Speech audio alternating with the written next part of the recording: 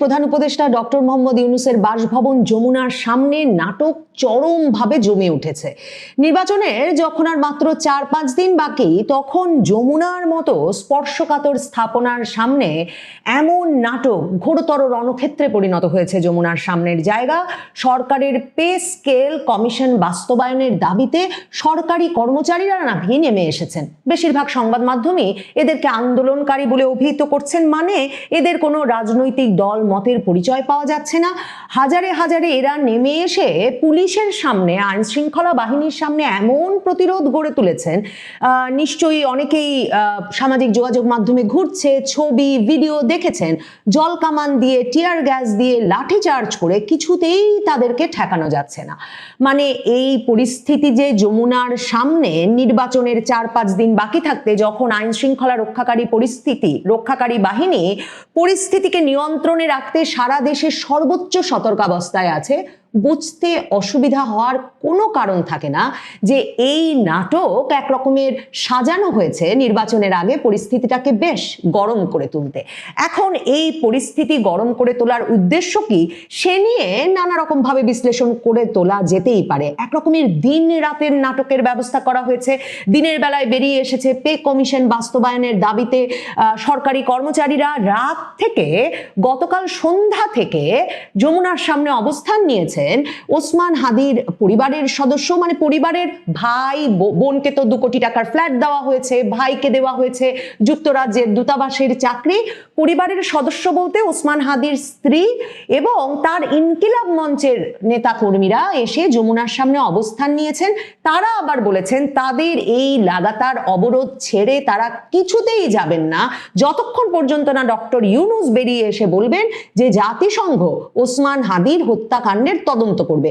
মানে ওসমান হাদির সহকর্মী, ওসমান হাদির স্ত্রী একদমই বিশ্বাস করেন নাই।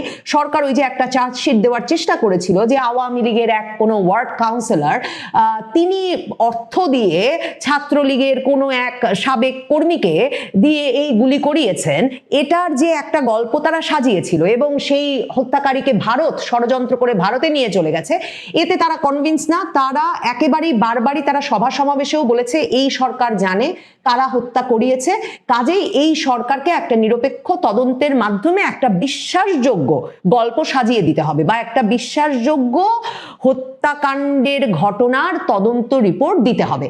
তো এই হচ্ছে পরিস্থিতি। একদিকে হাদির ইনকিলাব মঞ্চ যমুনার সামনে, একদিকে সাধারণ কর্মচারীরা যমুনার সামনে। এর মতলবটা কি?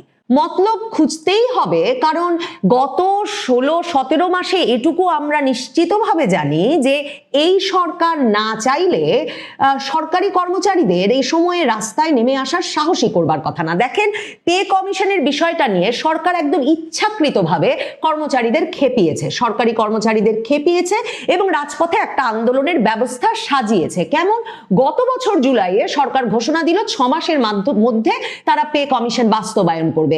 এ দফায় প্রায় এ খবর সংবাদ মাধ্যমে ছড়িয়ে এলো যে সরকার যাওয়ার আগেই পে কমিশন, 9ম পে কমিশন তারা বাস্তবায়ন করে যাচ্ছে। হঠাৎ করেই এরপর তারা ঘোষণা দিল যে তারা এই কাজ নির্বাচিত সরকারের জন্য রেখে যাচ্ছে। কি আশ্চর্য ব্যাপার বলেন, যে সরকার কিনা বন্দর বিক্রি নির্বাচিত সরকারের জন্য রাখছে না, চীনের সঙ্গে ড্রোন কারখানা স্থাপন, একের পর এক যুদ্ধ বিমান কেনা কিংবা 25টা বোয়িং বিমান কিনে ফেলা যুক্তরাষ্ট্রের কাছ থেকে, কোনো কিছু নির্বাচিত সরকারের জন্য রাখছে না, তারা কিনা 9ম পে কমিশন বাস্তবায়নটা ঝুলিয়ে রাখলো যে এটা নাকি নির্বাচিত সরকার এসে করবে।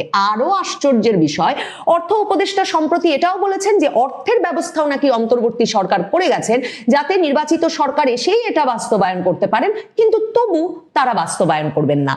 এখন যারা আন্দোলনে নেমেছেন তারা প্রথম আলো পত্রিকায় দেখবেন যে যেই আন্দোলনকারীরা এরা নাকি সরকারি কর্মচারী, তারা নাকি পুলিশের বাধা, লাঠিচার্জ, জল কামান, টিয়ার শেল সব মানে একেবারে প্রতিরোধ করে যেভাবে তারা আন্দোলন করছেন, প্রায় 2024-এর জুলাই আগস্ট আন্দোলনের কথা মনে পড়ছে। মানে পুলিশের গাড়ির সামনে দাঁড়িয়ে যেভাবে স্লোগান দিচ্ছেন, মানে কয়েক মাস অপেক্ষা করবেন না, প্রয়োজনে আজ পুলিশের গাড়ির সামনে মরে যাবেন, এমন যে একটা পরিস্থিতি নিয়েছেন এই আন্দোলনকারীরা, সাধারণ নাকি তারা কর্মচারী।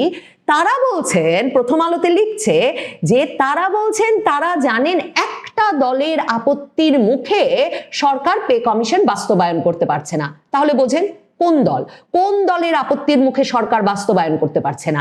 এই নাটকটা যে সাজানো হয়েছে এর ফলাফলে তার মানে এক হতে পারে এই আন্দোলন আরো মারমুখী হয়ে উঠতে পারে, পুলিশ এবং সরকারি কর্মচারীদের মধ্যে এমন দ্বন্দ্ব বেঁধে যেতে পারে যে নির্বাচনের আগে সরকারি কর্মকর্তা কর্মচারীরা বলতে পারেন যে তারা নির্বাচনী দায়িত্ব পালন করবেন না কারণ তাদের সহকর্মীদের গায়ে হাত উঠেছে। অথবা হতে পারে যে পক্ষটি আপত্তি করে নাই, মানে আর একটা পক্ষ আপত্তি করবে কেন বলুন তো? অন্তর্বর্তী সরকার যদি এর অর্থের সংস্থান করেই রেখে যান তাহলে যে সরকারি ক্ষমতায় আসবেন সে সরকার এসে তো আরো জনপ্রিয়তা পাবেন যে তাদের সময়ে নবম কমিশন বাস্তবায়িত হয়ে গেছে, তারা আসা মাত্র।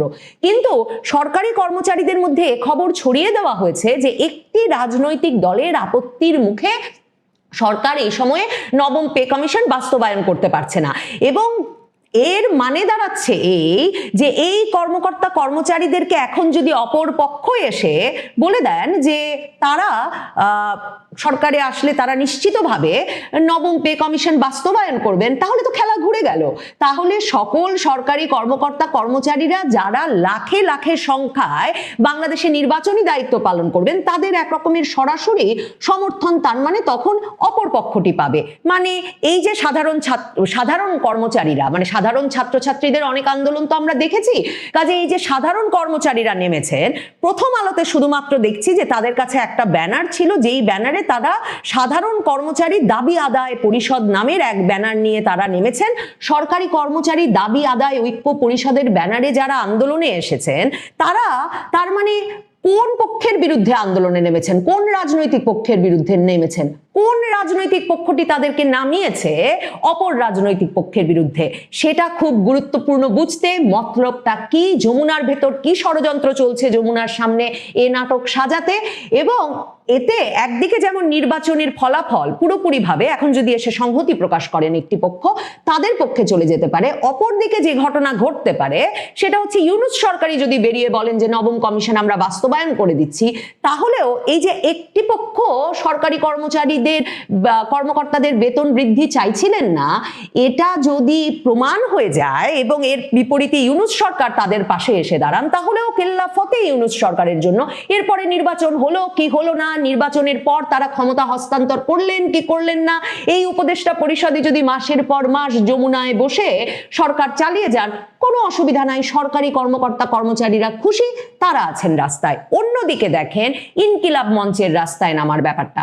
ইনকিলাব মঞ্চ জানুয়ারি মাস থেকেই বারবার রাস্তায় নেমেও কোনো ফল পাচ্ছে না, কারণ সরকার অন্যদিকে তার ভাইকে বোনকে, মানে হাদির মৃত্যুর পর তো আমি দেখলাম যে এই পরিবারের সবাই নেতা, আমরা দেখলাম ভাইও বক্তৃতা দেন সভা সমাবেশে, বোনও বক্তৃতা দেন সভা সমাবেশে, বোনকে ভাইকে সরকারের খুশি করে ফেলা হয়েছে। একমাত্র ইনকিলাব মঞ্চের এই যে জাবের জুমা, মানে হাদির যে একেবারে সহকর্মী, দল তো আর বিশেষ কোনো বড় নয়, তারা আর হাদির স্ত্রী তারা এখনো বিচার চাইছেন। তারা কয়েক দফায় কিন্তু নেমেছেন রাস্তায়, তাদের দাবির সঙ্গে সংহতি জানিয়ে সিলেট শাহজালাল বিশ্ববিদ্যালয়ে, রংপুর বিশ্ববিদ্যালয়ে, চট্টগ্রামে নানা জায়গায় এর মধ্যে সভা সমাবেশ সবই হয়েছে।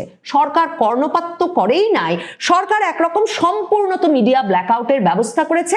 মানে হঠাৎ করে দুদিন ধরে লাগাতার অবরোধ চললে কোনো এক কোনায় হঠাৎ খবর দেখবেন, তারপর যদি ইনকিলাব মঞ্চের পেজে যান তখন দেখবেন সারা দেশব্যাপী এরা লাগাতার কর্মসূচি চালাচ্ছেন, কিন্তু সরকার একদম এদের কোনো দাবির দিকে আর সাড়া দিচ্ছেন না, কারণ সরকারের যা দেওয়া নেওয়ার সব হয়ে গেছে।